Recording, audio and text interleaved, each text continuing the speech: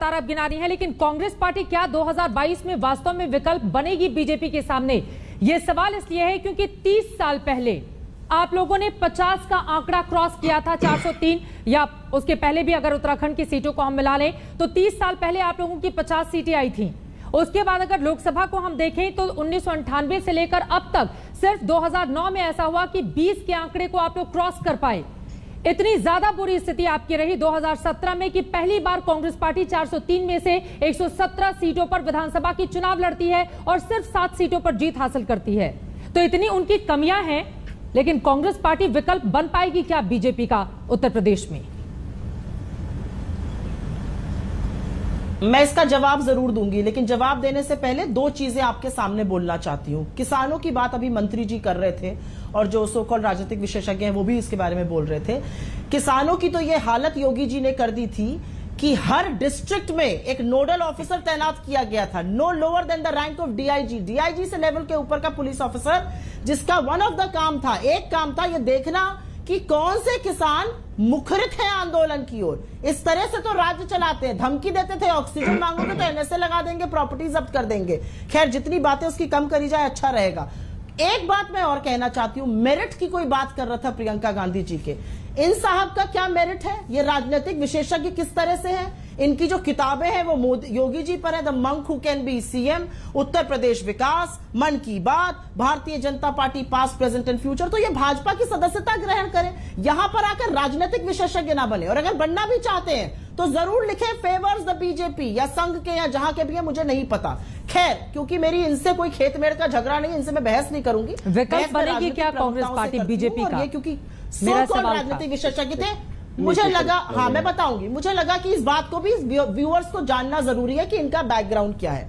खैर जहां तक विकल्प की बात है, हमारा जो फर्स्ट पास्ट बैलेट सिस्टम है ना, उसके चलते कुछ सत्य अर्धसत्य रह जाते हैं, कुछ सत्य पूरी तरह से सामने नहीं आते हैं।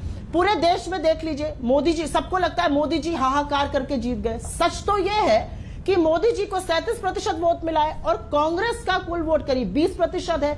विपक्ष और कांग्रेस का वोट मिला के मोदी जी के वोट शेयर से ज्यादा है। तो सिर्फ सीट्स की बात मत करिए। और जहां तक विकल्प बनने की बात है चित्रा जी, विकल्प लोग बनाते हैं। जो लोग भुखमरी से, अपराध से, बेरोजगारी से, डर से, आतंक से जूझ रहे हैं उत्तर प्रदेश में, वो विकल्प बनाते हैं और वही विकल्प हमें भी बनाएंगे और बाकी विपक्ष को बनाएंगे। सर वही भाजपा को विकल्प तो इनको 3 बार से बना रहे हैं, लेकिन मौजूद रजा साहब आपको अगर बार-बार विकल्प के तौर पर चुना जा रहा है और जनता सत्ता दे रही है, शासन की सभा तो महिलाओं की सुरक्षा का मुद्दा गौर तो नहीं हो जाएगा ना? ठीक है, तो प्रिया जी अब मुझे सवाल पूछने दीजिए। ठीक है, महिलाओं का मुद्दा तो गंभीर है ना, और देखिए कांग्रेस पार्टी को आप कितना भी दरकिनार करने की कोशिश कीजिए, लेकिन सबसे ज्यादा हमलावर भी बीजेपी कांग्रेस पार्टी के ऊपर ही रहती है।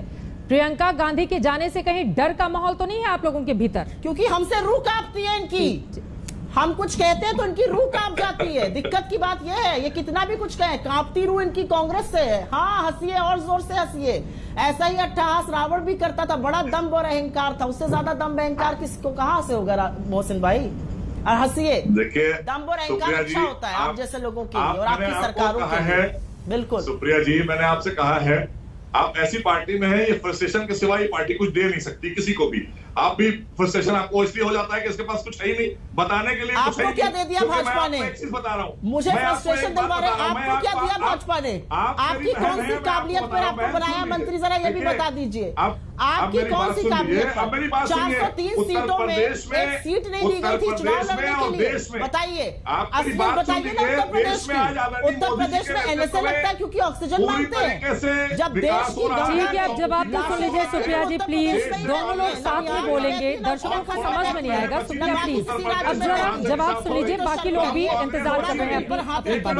ठीक है सुप्रिया। कोरोना में ट्वीट करते करते थोड़ा सा कोरोना से बाहर आई है तो थोड़ा सा बात आपकी सुनने को तैयार हूँ। आप भी तो कभी मुद्दे की बात किया करिए।